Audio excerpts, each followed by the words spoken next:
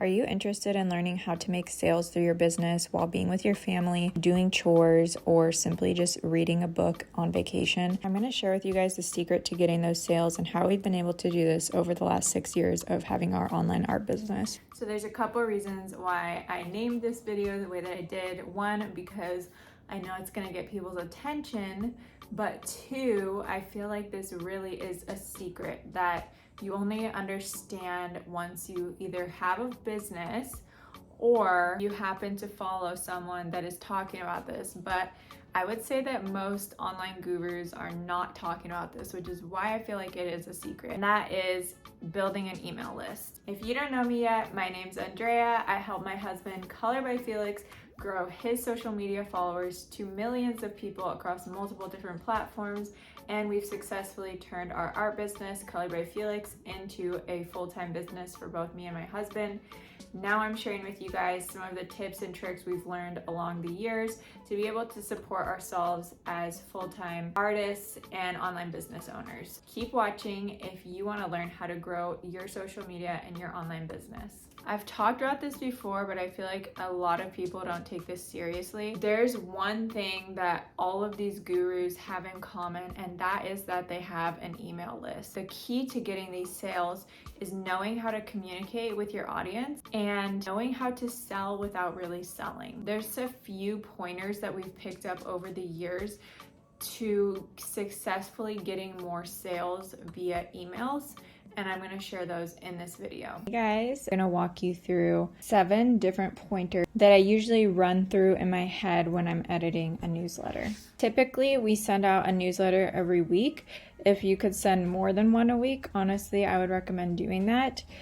People are always afraid to promote too much to their audience, but honestly, with an email list, you can't really go wrong. Even I know some people that send emails every day. Yes, you're going to have people that unsubscribe, but those people that unsubscribe probably were not interested in what you have to offer, or they were not very dedicated to your community in the first place. Don't be afraid of people that unsubscribe. Just know it's going to happen and just keep working on building your list. The first thing that we're going to go through that is important if you want to get more sales with your newsletters is having a compelling subject line. Me and Felix make the final edits and changes.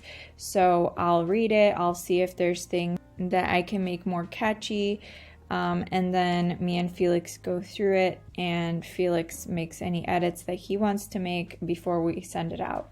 So basically we get everything prepared, and then Felix gives the final review and adds anything that he wants to put in there, and then we send it out. You need to have a compelling subject line, something that basically draws people in. Say that you have 10,000 people on your email list. Not all 10,000 of them are going to open that email, but you want to get as many of those people to open your email as possible. So think about how you can do that. It needs to be something, basically think about it in a way it's similar to like a YouTube video title or something like that that's like gonna make your viewer want to open it. And so you want to get as many people as possible to open and click on your newsletters as possible, because for someone to become a buyer, they first have to open your email, and after that they have to click on your link. So you first need the subject line to be something interesting that your audience is going to be interested in. So this is why it's important to know who your audience is, so you know what's going to catch their attention. This is like a rough draft of the subject line. I would even make this subject more interesting by making it into a question. So maybe say something like feeling stuck in your art. Way to make your subjects more compelling is by turning it into like a question, or maybe even adding an emoji.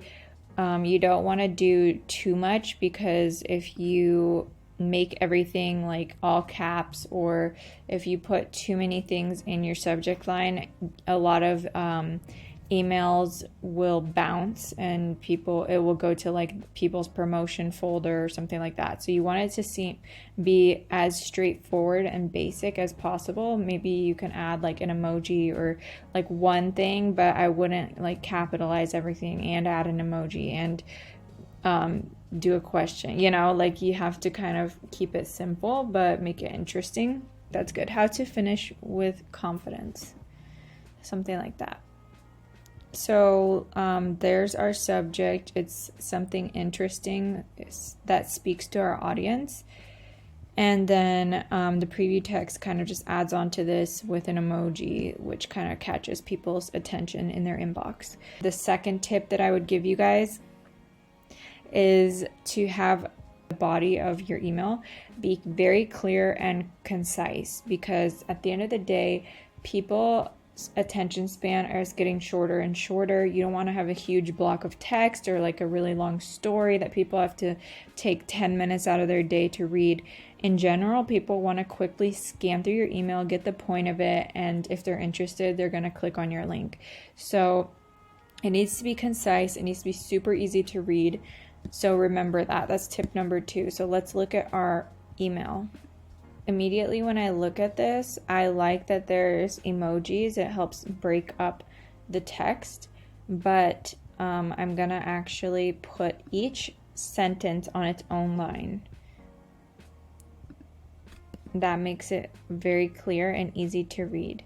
The third thing that I want to point out really quickly, I'm not done yet making sure the copy is clear and concise. I'm going to put everything on its own line. But point number 3 that I want to give while we're here is that there needs to be a link at the very beginning of your copy, right here, the mentorship program. That's our call to action. And then at the very end. So let's see if they did that. Yes.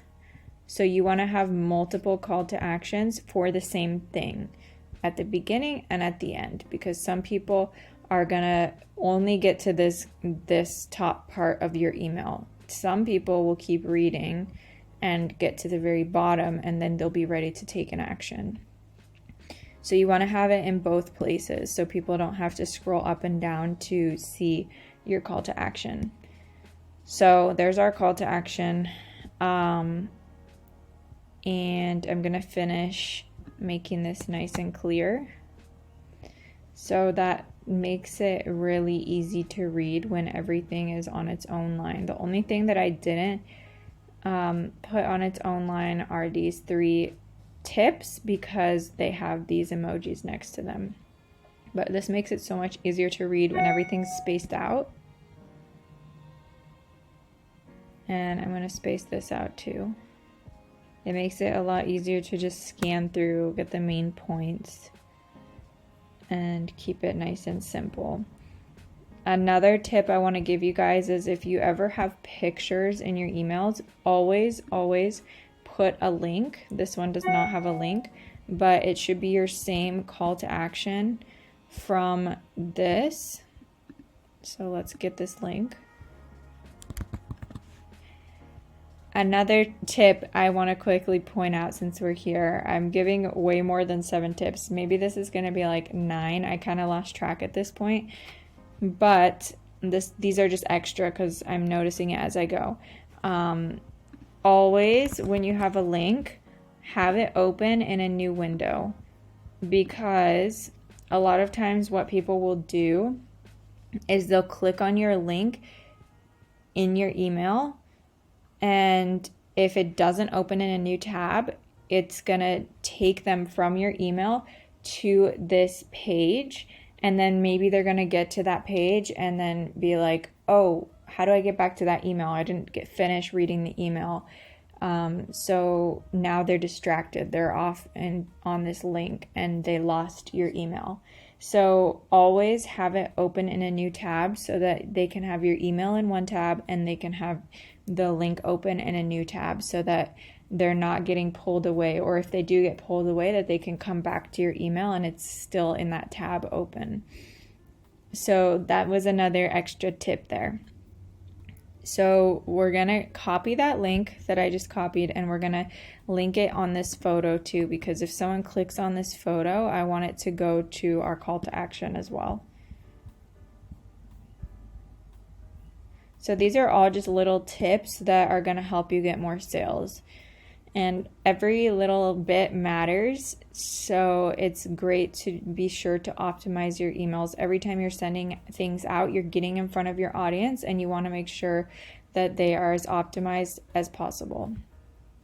The next thing I want to suggest to you guys, the next tip, I guess this is tip number 4, is to focus only on promoting one thing per email. We have done emails where we have like 3 different things we're promoting, and honestly, it does not do as well as if you just have one main thing that you want your audience to focus on, because otherwise people get distracted very easily and you're spreading people's attention across multiple things, and it just doesn't do as well as when you have one main focus. The 5th thing I want to share with you guys is don't sell, but tell. And what I mean by that is nobody wants to be sold to. I kind of mentioned this earlier, but share tips, share things that has brought value to your life, and somehow connect it with whatever it is that you're promoting. Telling people the benefits of what it is you have to offer instead of saying like, 50% off, or sometimes you can do direct sales like that, and those can be effective, but people don't always want to feel like they're being sold to. So this is like a way of subtly selling, is basically just telling people about the benefits, sharing with people value. So every time that we're sending an email, we want to make sure that whether or not someone buys, they're getting something great from what we have to offer, and it's making their life easier, better, more inspiring, more encouraged, something like that. And that's a big thing for Felix, is he doesn't want to always be selling people on things. He wants people to be encouraged, be inspired. He wants to share his art journey that could help someone else. And if they want to also join the mentorship, if that's going to bring more value to their life, then they'll join. Instead of saying like, oh, buy my mentorship, 50% off, 50% off. People get tired of that. And it's always better to first provide value before trying to ask for anything. Tip number 6 I'm going to give you guys is to test different formats for your emails. A lot of times, the emails that do the best don't have any photos or anything like that, and it's just straight up text, because if you get too heavy with the content you're putting in your emails, a lot of times people's emails can flag that as a promotion, and they'll put it in the promotion folder and people don't see it. So you want to be sure to try different formats, because a lot of times maybe the ones with pictures won't show up in people's inbox, but the ones with just text will. It depends on your audience and what they resonate the most with, but I'm just going to suggest that you test different formats. You can test providing value like this and then having a call to action, or you can test doing a more direct type of sale, like, hey, 15% off for the next 2 days. We do both types of emails, and I think there's a place for both. But the main point is that you want to be giving value 80% of the time and sending those promotional emails maybe like 10 to 15 to 20% of the time. Otherwise, people aren't going to want to open your emails if they feel like you're constantly selling to them. And tip number 7 that I have for you guys, final tip that I want to share with you guys, is to always segment your emails, which means every time that you add contacts to your email provider, you need to tag them with however they ended up on your list, whether it was through a lead magnet, whether it was through just an opt-in on your website, whatever it was, however they got on your list, you want to make sure that you're tagging them so that when you go to send an email, you can select different tags based on how they opted into your newsletter and target certain people. For example, usually some of the basics that we do are people that opened an email in the last 90 days. That shows that those people are highly engaged, and those are likely the people that are going to open your emails. You're going to get a better open rate, and you're going to get better engagement on your emails if you target those people. We also have different reasons why people opted in. So we're not going to be sending our mentorship promotion emails to our fine art people, our fine art customers. And we also don't want to send our mentorship promotion to people that already are in the mentorship. So we are excluding all the people that already own the mentorship. We're excluding all the people that are interested in fine art, and we are only promoting to people who are highly engaged. If you found this video helpful, be sure to give it a like, and also leave a comment down below and let me know if building your email list is something that you've been working on, or if it's something you're gonna start doing today. Let me know if you have any other questions about online business or social media. I would be happy to answer in a future video. Let me know in the comments what you're working on with your business or what has been a struggle for you, and I can help you in that area. See you next week. Bye.